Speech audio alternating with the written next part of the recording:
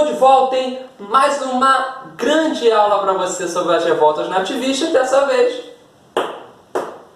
revolta da cachaça. Já ouviu falar na revolta da cachaça? Pensa, para um pouquinho e pensa. Uma revolta chamada revolta da cachaça. Parece que a cachaça saiu correndo por aí, revoltada, quebrando tudo, tacando fogo em tudo, estranho, né? A galera tem cada nome para dar nas revoltas. Mas a gente vai ver que a cachaça em si não é o principal dos problemas, não é o maior dos problemas dessa revolta, tá? Mas ela tem grande importância. Vamos conhecer ela de fato. Ela acontece no Rio de Janeiro, uma cidade maravilhosa, tá?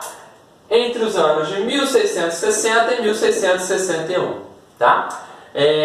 Cai muito em concurso militar e também pode cair no seu vestibular, se for fazer medicina, se for fazer uma prova, um vestibular fora do Enem, um vestibular integrado, um vestibular que te peça um conteúdo mais específico e profundo também. É importante você estudar isso aqui. Beleza? Rio de Janeiro, a gente tem lá nossa grande cidade maravilhosa, tudo caminhando bem. Está no poder um camarada chamado, ele era governador, né? Governador da capitania do Rio de Janeiro, um camarada chamado Salvador Corrêa de Sá e Benevides, um cara muito importante, um cara que gozava de um alto prestígio na sociedade. Até aí tudo bem. 1647 a 1649, Portugal tem a maravilhosa e a incrível e a máxima ideia de proibir a produção de cachaça no território brasileiro. Isso estava totalmente ligado à concorrência que a cachaça poderia representar aos vinhos portugueses. Além disso, Portugal também tinha a ideia, a intenção de evitar que o Brasil perdesse tempo produzindo um produto que até então tinha pouca importância no mercado externo e que abastecia mais o mercado interno. Portugal queria um produto que pudesse alavancar suas vendas no mercado internacional. A cachaça ainda não. A cachaça tinha uma produção diminuta, ainda não era aquela cachaça maravilhosa que todo mundo ama, né? E o que é importante nisso tudo? A cachaça só era liberada para o consumo, primeiro para a produção e consequentemente para o consumo, para os escravos e em Pernambuco, né? Para incentivar o trabalho dos escravos e tudo mais, né? E em Pernambuco, porque tem um grande debate na época, mas a gente tem que lembrar que Pernambuco, nesse período entre 1647 e 1649, está sendo dominado pelos holandeses. A gente tem ali a invasão holandesa em Pernambuco, já caminhando para o seu final, já tinha ali passado as primeiras batalhas do Guararapes, né?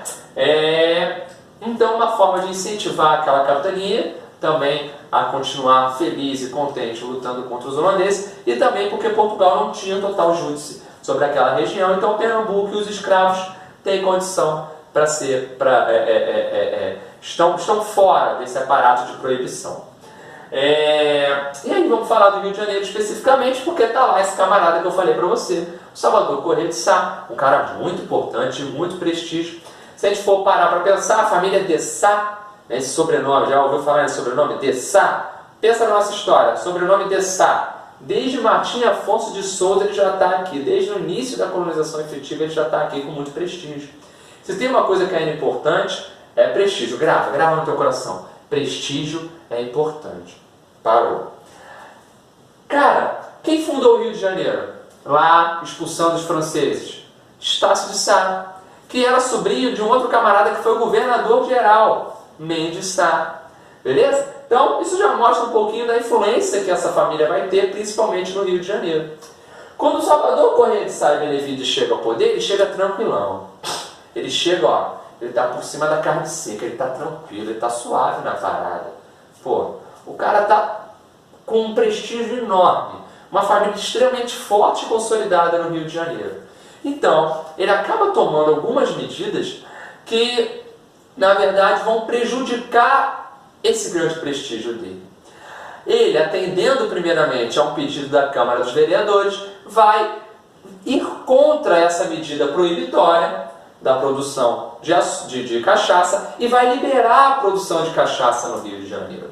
Olha só que interessante. 1660, ele libera a produção de cachaça na capitania. Só que ele podia fazer isso? Ele é governador, ele podia. Mas, cara, que mané, né? Pode botar um hashtag aqui, hashtag mané total. O cara não percebia que o Brasil era uma colônia. Quem mandava era a metrópole. O cara vai contra uma medida da metrópole. Ele se sente com poder suficiente para passar por cima, para atropelar um mando da metrópole. Isso só podia dar problema. Mas a grande questão é que o problema não se deu somente com a metrópole. O problema se deu também com um grupo de pessoas, com um grupo de populares e fazendeiros aqui do Rio de Janeiro, né, que vão o quê? Que vão contestar essa liberação, porque essa liberação não foi à toa. Ele não chegou e liberou a cachaça porque ele é bonzinho. Olha só, galera, ó, cachaça aí pode produzir porque eu sou muito bom. Não, ele liberou a cachaça porque ele queria, em troca dessa liberação, estabelecer uma série de impostos duríssimos aqui no Rio. Impostos que iam bancar principalmente a defesa da região. E olha só que problema. Quando ele faz isso, quando ele aplica essas famosas fintas, esse grupo se rebela. Ou seja, ele tem dois problemas agora. Ele tem um problema com a metrópole e ele tem um problema com essa galera que não quer esses impostos. Show de bola? Que confusão, né, Salvador Corrêa de Sá? Que problema, meu garoto? Por que ele foi fazer isso, cara? Que dureza! E aí, esse movimento dessa galera aqui, na maior parte de fazendeiros, um grupo de 112 pessoas, mais ou menos, tá? Liderados através de uma região que hoje é a cidade de São Gonçalo, tá? Região de São Gonçalo e Amarante, naquela época, importante local de fazendeiros. Essa galera parte em direção à região que hoje é central do Rio de Janeiro e faz uma série de protestos, se reúne e fala: opa, vamos dominar a região, vamos impedir que Salvador Corrêa de Sá estabeleça esse tipo de imposto por aqui. Porque o principal problema na época, isso é bem claro na historiografia, bem claro nos escritos históricos que tratam a revolta da cachaça. O principal problema não era pagar imposto em si. O principal problema era pagar um imposto muito alto e obrigatório. Por quê? A galera queria até pagar imposto. Não tinha tanto problema nessa relação.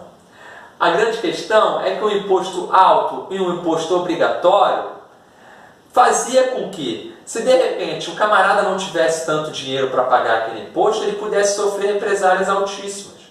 Muitos vão defender o imposto sazonal, de vez em quando, ou o imposto, uma espécie de ajuda voluntária. Quando os governantes, isso é uma tônica no Brasil inteiro, até hoje é assim, quando os governantes vão estabelecer impostos bem compulsórios, obrigatórios e fortes, altíssimos, a galera vai se rebelar. A galera vai ser extremamente contrária a isso. E no Rio de Janeiro especificamente, essa liberação da cachaça foi só um dos pontos. O Salvador Corrêa de Sá, ele também estava sendo acusado de colocar parentes em cargos políticos. E olha só, a galera se revolta contra isso. Naquela época era comum isso. Tá? Hoje em dia, não tem político colocando familiar para trabalhar na Câmara dos Vereadores, na Câmara dos Deputados, como assessor. Não tem isso, isso acabou. Isso é uma realidade que ficou para trás. A gente sabe. Mas naquela época acontecia, né? E outra coisa, os revoltosos vão ajudar, vão aproveitar uma saída do Salvador Corrêa de Sá da capitania do Rio. Naquela época era muito comum o cara que estava por aqui, né, o governador, viajar para tal lugar e deixar o local que ele governa meio vazio. Naquela época, tá? Hoje em dia não, hoje em dia o cara só governa, entendeu? Ele só trabalha, essa história de viajar, Disney, Paris, andar de bicicleta, pá, guardanapo na cabeça, não tinha. Não tem essa parada. Tá? Mas naquela época tinha, então o cara vivia viajando. Numa das viagens, a galera vai, toma o poder e coloca lá um camarada chamado Agostinho Barbalho, que é o grande líder da revolta. O Agostinho Barbalho toma o poder, acaba com esses impostos, mas o Salvador Corrêa de Sá vem ferozmente e pá! Pega ele, assassina ele e retoma o poder. Quando ele retoma o poder, a situação é mais acalmada, só que ele ainda tem que prestar contas a Portugal. Ele tem que dizer para Portugal os motivos que levaram ele, primeiro, a tomar uma medida como essa de liberação da cachaça passando por cima das ordens portuguesas, e segundo, liderar um contra-ataque tão duro contra Agostinho Barbalho. Ele é acusado de duas coisas. Ele acaba sendo perseguido pela metrópole, ele acaba sendo criticado pela metrópole e ele perde aquilo que eu te falei no início do vídeo, que é fundamental, é mais importante que dinheiro, prestígio. Porque com prestígio você ganha dinheiro depois. Ele tinha muito prestígio e ele acaba perdendo. Por isso que muitos historiadores, quando vão trabalhar com a revolta da cachaça, colocam ela no meio da história da família de Sá. Eles trabalham com a família de Sá. E eles marcam a revolta da cachaça como o início do fim do prestígio da família de Sá. Cara, o Salvador Corrêa de Sá conseguiu acabar com anos de serviços e prestígios dessa família no Brasil. Porque a partir daí, tu acha que alguém vai virar governador, alguém da família de Sá vai virar governador de uma capitania forte e grande como a do Rio de Janeiro? A metrópole vai pensar duas vezes, beleza? Ao final de tudo, os revoltosos, né, os revoltos, eles são anistiados, e em 1661, essa revolta vai acontecer entre 1660 e 1661, entre novembro de 1660 e abril de 1661. No final de 1661, a produção é liberada, tá? O consumo ainda não, mas em 1695 o consumo é liberado de vez e aí explode a produção de cachaça no Brasil. E é interessante perceber como a produção de cachaça aumenta enquanto o preço do açúcar no comércio internacional está diminuindo. Ou seja, é melhor produzir mais cachaça e tentar vender do que continuar vendendo açúcar barato. Beleza? Próximo vídeo a gente vai trabalhar, espero que você tenha gostado. Deixa seu like aí, seu curtir, seu gostei. Aí se inscreve no canal, é um prazer muito grande. Próximo vídeo a gente vai trabalhar com a revolta de Beck, que é uma corrida no Maranhão, que não é muito bem o Maranhão como a gente conhece hoje, tá bom? Grande abraço!